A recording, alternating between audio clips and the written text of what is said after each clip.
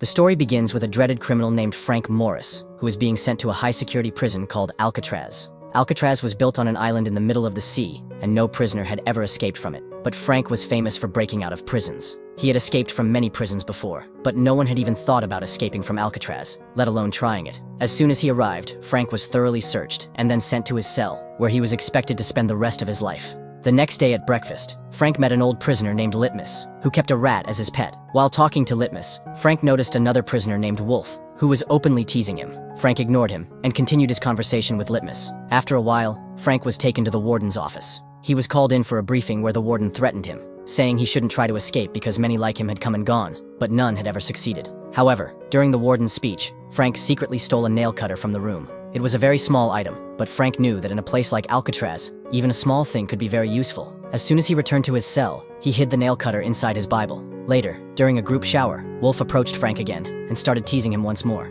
But this time, Frank wasn't in the mood to ignore him. He grabbed Wolf and began beating him. This bold move earned Frank a reputation in the prison, and from then on, no one messed with him unnecessarily. Gradually, the prison library became Frank's second home. There, he met the prison librarian named English. English was also serving a life sentence in Alcatraz, and he had given up all hope of getting out. Instead, he had buried himself in books. Both Frank and English loved history books, and this shared interest made them close friends. During this time, Frank also met a prisoner named Doc, who was a great artist. He spent most of his time painting. Doc believed that in a dangerous prison like Alcatraz, anyone could lose their mind, but his habit of painting had kept him sane. One evening, a guard told Frank about a carpentry job, where he would earn 15 cents an hour. But trouble was about to find Frank again. One day, when all the prisoners were out of their cells, Wolf came back. But this time, he had a weapon and planned to kill Frank. Fortunately, Doc alerted Frank just in time, and Frank blocked the attack with his jacket. A fight broke out between Wolf and Frank. When the guards tried to stop them,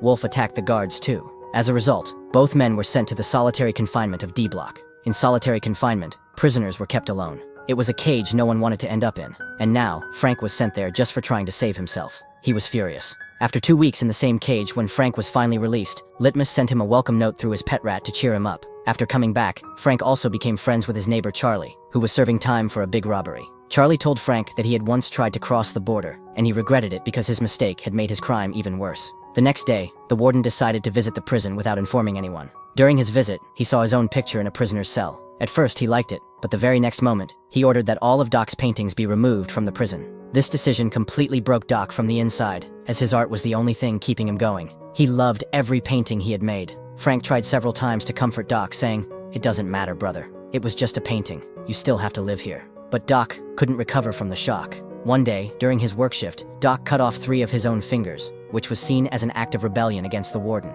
As soon as it happened, the guards quickly called for the doctors. On the other side, Frank stood silently, just watching Doc. That same night, while sitting in his cell, Frank noticed a cockroach coming out of the vent. Seeing this, he realized that the vent might lead to an exit. Later, English told him that the real reason the warden removed Doc's paintings was because he didn't like the one of himself. During the next meal, Frank met 2 brothers named John and Clarence. They recognized him from a previous prison. While they were talking, the conversation turned to how escaping from Alcatraz was impossible because the prison was surrounded by water on all sides. They believed they would have to spend their entire lives there. But this conversation planted a new idea in Frank's mind. He now wanted to make history. He wanted to be the first person to escape from Alcatraz. That night, Frank took out the small tools he had stolen from the warden's office and began working on his escape. Using the nail cutter, he started chipping away at the cement around the vent in his cell. Whenever he heard guards approaching, he would quickly hide the nail cutter in his Bible and pretend to be reading, so no one would suspect him. With time, his hard work started to pay off. Slowly, the cement around the vent began to weaken. Meanwhile, during visiting hours, English and Charlie went to meet their family members. English was nervous about talking to his daughter because she had grown up a lot while he was in prison, and he felt sad about missing her childhood. During his meeting, Charlie learned that his elderly mother's health was getting worse. The doctor said she only had a few months left to live. This news created a strong desire in Charlie to escape from Alcatraz. The next morning at breakfast, Frank told John and Charlie that he wanted to escape. He shared his escape plan with them. According to Frank, the salt water and wind had weakened the prison walls over time, so they could scrape the cement around the ventilation grills and remove them. From there, they could crawl through the vents and reach the pipelines, which would lead them out. But the question remained, how would they cross the sea? Frank said Clarence worked in the prison's clothing department, so he could steal raincoats and rubber cement one at a time. Using those materials, Frank said he knew how to make life rafts and life jackets. "Trust me," he told them. Everyone liked Frank's plan and agreed to work together. At that time, Frank was busy removing cement in his cell as usual. This time, Charlie was with him, keeping watch outside to make sure no guards noticed what they were doing.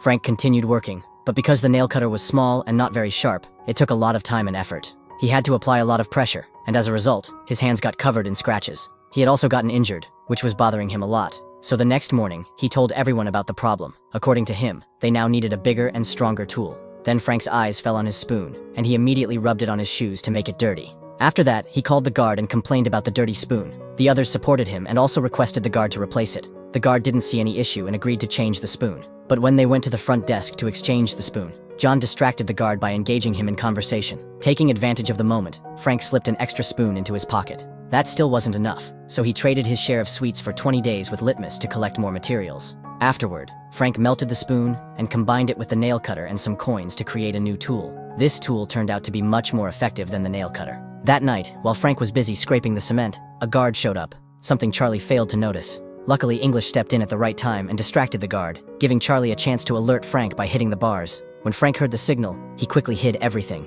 They were safe this time, but Frank realized he couldn't completely trust Charlie. In the following days, Frank discovered that screws were also holding the vent grill in place. To remove them, they needed a different tool. During this time, whenever Frank got the chance to go outside, he would quietly throw away the loosened cement. While working in the carpenter's shop, Frank secretly made a small tool. But to take it out without getting caught by the metal detector, he carried a rusty piece of iron in his hand. When the detector alarm went off, he handed over the rusty piece to the guard, while hiding the real tool inside his shoe. As soon as he got back to his cell, he used the tool to open the grill. Behind it was a network of pipelines, which could possibly lead to their escape. But Frank knew they still needed a stronger plan. That's when they decided to make fake heads to fool the guards. They immediately began collecting materials. John's job was to gather hair from the barber shop, Charlie would arrange for paint, and Frank collected old newspapers with help from English. Once they had everything, Frank got to work. First, he made a human head structure using the newspapers mixed with cement scraped from the wall. Then they painted it and glued the hair onto it to make it look realistic. One night, Frank decided to test the plan by going up alone. He used the fake head and fake grill to cover his absence. But after reaching the top of the pipeline, he saw an iron door that he couldn't reach by himself. Meanwhile, a guard was making rounds through the cells. When he reached Frank's cell, he became suspicious. Still, they managed to avoid getting caught. But now they realized that their plan needed adjustments. The next morning, Frank and Charlie talked about what had happened the night before. By then, John and Clarence had also finished making their fake heads. After that, they all agreed to move forward with the escape. That night, John and Charlie went back to the iron door. With each other's help, they managed to reach it.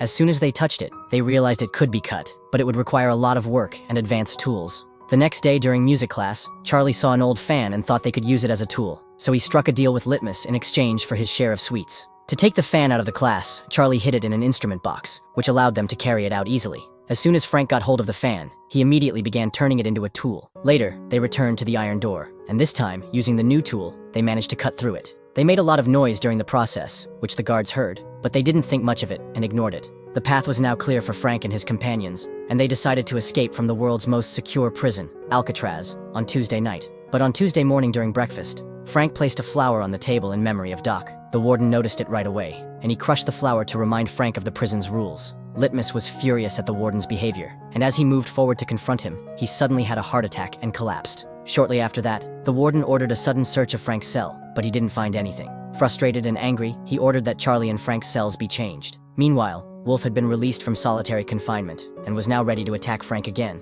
But just as he moved in, English stopped him. That night, Frank, John, Charlie, and Clarence had planned to meet at the pipeline. But at the last moment, Charlie got nervous and decided not to go through with it. The other three stuck to the plan and moved forward, while Charlie's dream of freedom slowly slipped away. Meanwhile, Frank and the others reached the roof after passing through the door, where they had to carefully avoid the searchlights. At the same time, Charlie changed his mind and decided to escape after all. He rushed through the pipeline and reached the iron door, but now he couldn't open it alone. His fear had cost him his chance at freedom. On the other side, Frank, John, and Clarence reached the prison wall. They checked to make sure no one was around, then quietly climbed over and escaped. After crossing a road, they reached the seashore. Each one knew exactly what to do, and they worked quickly and silently. They began inflating the raft by mouth, a tough job, but they did it to save their lives. Then, they entered the sea, leaving the borders of Alcatraz behind forever. The next morning, when the guards did their rounds, everything seemed normal, until they noticed Frank was still sleeping. But when they removed the sheet from his face, they were stunned. Something had happened that they had never imagined. News spread through the entire prison. Some inmates had escaped. Frank had left a fake head in place of his real one. A full-scale search began, using both boats and helicopters, but no trace of Frank, John, or Clarence was found. Some officers believed the three might have drowned in the sea, but deep down, the warden knew they had escaped. Someone had broken out of the world's most secure prison. Still, the warden had to protect the prison's reputation, so he publicly declared all three of them dead. But in truth, no one believed him. This is a true story. After this, Frank became famous around the world as the genius who escaped Alcatraz. A secret search operation went on for a year, but no bodies were ever found, which meant they had made it. If you liked the video, give it a thumbs up and subscribe to the channel. See you in the next video.